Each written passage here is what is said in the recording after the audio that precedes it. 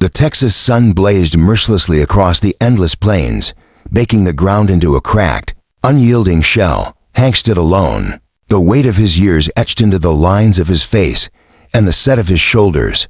Life on. The land had carved him into something solid and silent, less man than monument to persistence. His ranch, the Bar H, was barely hanging on.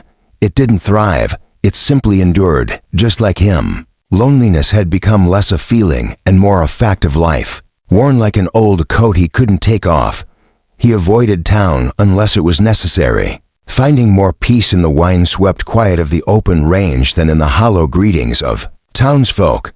But the season was turning. Winter crept in fast, and with his supplies nearly gone, he was left with little choice but to make the long haul to Willow Creek. The wagon groaned under its own age as it rolled across the barren stretch of land. The cold wind bit at his collar, whispering secrets across the prairie. By the time he reached the trading post, the place was alive with movement. The scent of dust, sweat, and livestock hung thick in the air. Merchants shouted over each other. Horses tossed their heads, and boots crunched against the dirt as business was done in loud voices and rough handshakes. Hank was on his way to the general store when a disturbance caught his attention. Near a makeshift pen, more muck and misery than fencing, a woman stood among pigs, her clothes torn, her body streaked with filth, her posture sagged, the fight seeming to have gone out of her. A crowd circled her like vultures, laughing and tossing crude remarks, treating her like stock for trade. It was a crude, ugly affair, the kind that left a sour taste. Hank's stomach turned. This wasn't what he'd come for. He wasn't looking for trouble, and he sure as hell wasn't looking for a woman. All he needed were supplies. But as he started to turn away, her eyes met his. Despite the dirt and despair, something in her gaze gripped him, something fierce, defiant, alive. It wasn't pity that made him stop. It wasn't attraction either. It was something deeper, recognition, a flicker of humanity in a place that had forgotten what that meant. Before he knew it, his voice cut through the noise. "What's the price on her?" The crowd hushed, every head swiveled in his direction. Hank, the quiet rancher, had spoken. A deal was struck in moments. Money exchanged hands. Just like that, the spectacle ended. No speech, no dramatic gesture, only a quiet decision made from the gut. She walked behind him without a word, her steps careful, guarded. There was no gratitude in her eyes, only exhaustion, and the wary silence of someone who had learned not to trust easily. The journey back to the Bar H stretched long and awkward. She sat stiffly in the back of the wagon, never meeting his eyes, staring instead at the endless prairie. He wanted to say something, anything, but nothing felt right. What did one say after buying a person? His mind tumbled through shame, doubt, and a quiet resolve to do better by her than the world had. By the time they reached the ranch, the sky had dipped into gold. Clara, that's what someone had called her. He remembered, climbed down and took in her surroundings. A worn-down cabin, a barn that leaned like it had grown tired, land that stretched into forever. It wasn't much, but it was still better than where she'd been. And for now, it was home for both of them. Asterisk, there was a rawness to it all, something stripped down and honest. Hank, careful not to seem threatening, moved deliberately, his voice quiet as he reached up to help her down from the wagon, his gaze cast to the side. "You can use the spare room," he murmured, nodding toward the small side room off the cabin. "It's nothing fancy, but it's yours." Clara gave a faint nod. Her reply came out barely above a whisper.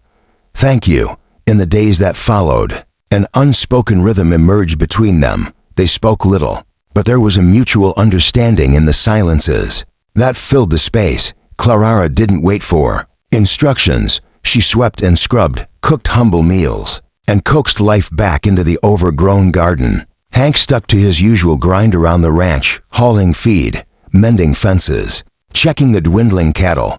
Their communication took shape through small gestures, passing glances, and silences that no longer felt empty. Hank observed her, how she patched his worn shirts with careful hands, how she hummed under her breath while kneading dough, how the tightness in her posture slowly began to release. He stopped seeing her as someone simply surviving. He began to see her quiet strength. One evening, A dust storm swept over the plains, fierce and sudden. The wind howled through the cabin's seams, and the window panes rattled violently. The lantern on the table flickered, struggling against the dark. Hank sat cleaning his rifle, while Clara, near the fire, stitched a ragged quilt. A sudden slam rattled the door, and Clara jumped, her eyes wide with something deeper than surprise, something from the past. Without a word, Hank rose, dragged a chair over, and wedged it under the doorknob. He glanced back at her. Their eyes met, and no words passed, but the message was clear. You're safe. That night, something intangible began to shift. The invisible wall between them, once tall and thick, began to thin, just a little. To lonely souls weathering the same storm together. As spring nudged its way in, so did change. Rain softened the dry earth, coaxing green shoots from the ground, and quietly, something began to bloom between them. They started to talk small things, simple things. The weather, the animals, the day's tasks. Clara's presence grew, essential. She moved among the livestock with a calm confidence, and even Hank noticed how the animals responded to her. She mended fences with swift, sure hands. He found himself watching her more often, surprised at the capability packed into her slender frame. Then another storm came, this one faster, louder, angrier. The clouds rolled in dark and low, and the sky cracked with thunder. Lightning flashed as Hank worked to repair a damaged fence. His boots slipped on the wet ground, and his ankle twisted sharply. He hit the earth hard, a sharp pain tearing through his leg. Clara didn't pause. She was at his side in moments, slinging his arm over her shoulder, bearing his weight back toward the cabin without complaint. Inside, soaked and muddied, she knelt beside him, her hands sure as she cleaned the injury and wrapped it tight. Hank lay back, watching her in silence. He wasn't the kind of man used to being taken care of, and yet here she was, not because she had to be, but because she wanted to be. "Thanks, Clara," he said softly, his voice catching. It didn't feel like enough.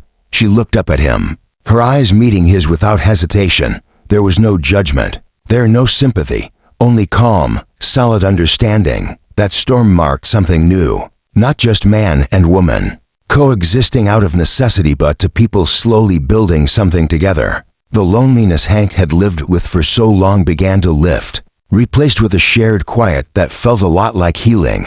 Peace settled in like spring, tentative, but real. But peace is never a guarantee. One afternoon, a figure emerged on the edge of the ranch, a rider, slow and deliberate. The moment his boots hit the ground, the air turned cold with unease. Silas, his presence was like poison in the wind. With a sharp grin and a cruel glint in his eyes, he declared he was there for Clara, that she still owed him, and he'd come to collect. Just like that, the fragile life they'd begun to build trembled on the edge of collapse.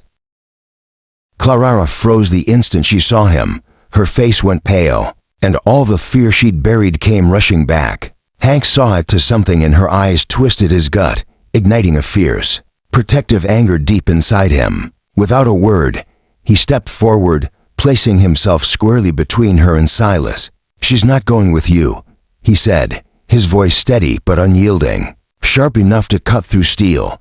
Silas gave a cruel laugh, slow and deliberate. "You've got yourself a mess, old man. She belongs to me." The air was thick with tension, though Hank still limped from his healing ankle. He stood firm, steady as bedrock. He didn't go for his gun, not yet. He didn't need to. His posture, the calm fire in his eyes, spoke for him. Clara wasn't his possession, she was under his protection now. Clara stood motionless, watching, something shifting inside her. Hank wasn't just the man who'd pulled her from the post anymore. He was the barrier between her and everything she feared. Their words escalated quickly, sharp-edged threats and old grudges. Hank moved slowly, deliberately, retrieving his rifle with the same calm certainty he'd used when repairing fence lines or tending injured stock. He didn't raise it, only held it across his body with quiet authority. "Leave," he said coldly, "and don't come back." Silas stared at him, weighing his chances. Whatever he saw in Hank's eyes made him think twice. With a sneer and a muttered curse, he turned his horse and rode off, swallowed by dust and distance. Clarara's knees buckled, and she sank to the ground, her body trembling. Hank was at her side in a heartbeat, kneeling, one hand resting gently on her shoulder. "You okay?" he asked, his voice low, concerned. She looked up, tears cutting tracks down her cheeks. But there was something else in her face now, relief, yes, but also a deep, flickering sense of trust. "You didn't have to," she whispered. "I did," he replied, without pause, his eyes meeting hers with quiet certainty. Something passed between them, then silent, but unmistakable. He hadn't acted from duty. He'd done it because she mattered, because she wasn't just someone passing through his life anymore. Everything changed after that day. The weeks that followed settled into a quiet rhythm.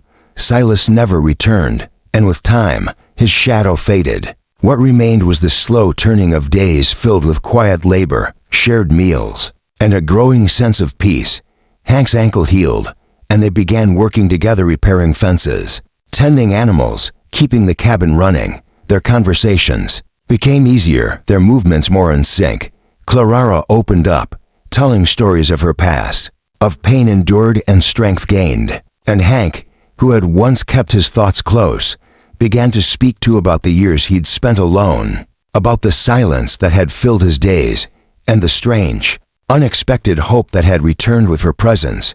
The cabin changed with her. Where it had once been sparse and silent, it now smelled of bread and wildflowers. She filled the corners with warm quilts, color, laughter. Hank found himself drawn to the porch at dusk, not just to rest but to be near her one evening. As the sun melted into the horizon in shades of gold and violet, they sat side by side in that soft silence that no longer felt empty. Hank cleared his throat, his hands clasped tightly. "I didn't know what I was doing back then," he said slowly. "I just knew I couldn't leave you there. But since you've been here, I feel like this place has a soul again.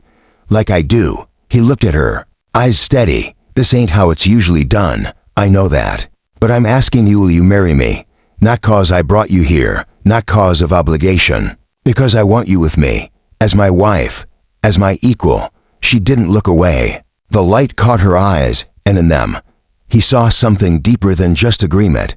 He saw faith. He saw love. Her smile came slowly, but with certainty. "Yes, Hank," she said, "I will." Their wedding was simple, a preacher riding through town, a few ranch hands as witnesses, and nothing but open sky all around. There was no grandeur, but there was something better: truth. Life didn't magically become easier. The West was still hard, the land still unforgiving, but now they faced it together. They weathered storms and dry seasons, shared small victories and quiet joys. Their love wasn't loud or showy. It was built with hands in the soil, with firewood stacked for winter, with shared glances and late-night laughter. Hank, once alone in his quiet world, had found more than just companionship. In Clarara, he found purpose. In her presence, he found home.